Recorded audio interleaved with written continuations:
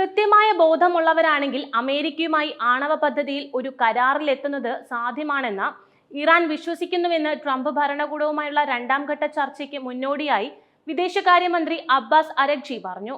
അവർ ഉദ്ദേശശുദ്ധി പ്രകടിപ്പിക്കുകയും ശരിയായ ബോധമില്ലാത്ത ആവശ്യങ്ങൾ ഉന്നയിക്കാതിരിക്കുകയും ചെയ്താൽ കരാറുകളിൽ എത്താൻ സാധിക്കും.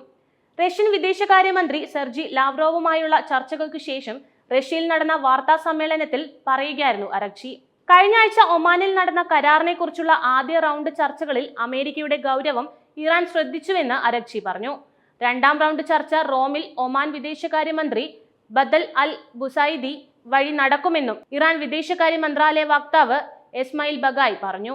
യുറേനിയം സമ്പുഷ്ടീകരണത്തിന് ചില പരിധികൾ അംഗീകരിക്കാൻ തയ്യാറാണെന്ന് ഇറാൻ കഴിഞ്ഞ ആഴ്ച നടന്ന ചർച്ചകളിൽ അമേരിക്കയോട് പറഞ്ഞിരുന്നു.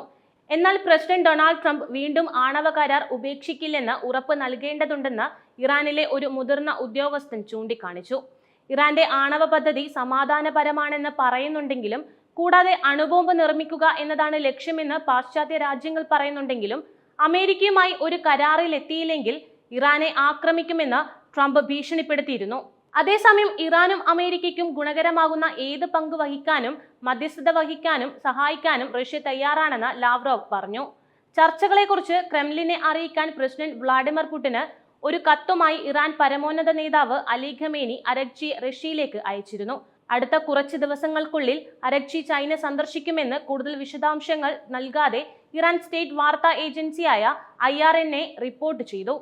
ഇറാനുമായി സമാധാനപരമായ ഒരു പരിഹാരമാണ് അമേരിക്കൻ ഭരണകൂടം തേടുന്നതെന്നും എന്നാൽ രാജ്യം ആണവായുധം വികസിപ്പിക്കുന്നതിന് ഒരിക്കലും അനുവദിക്കില്ലെന്നും American state secretary Marco Rubio നേരത്തെ പറഞ്ഞ കാര്യമാണ്.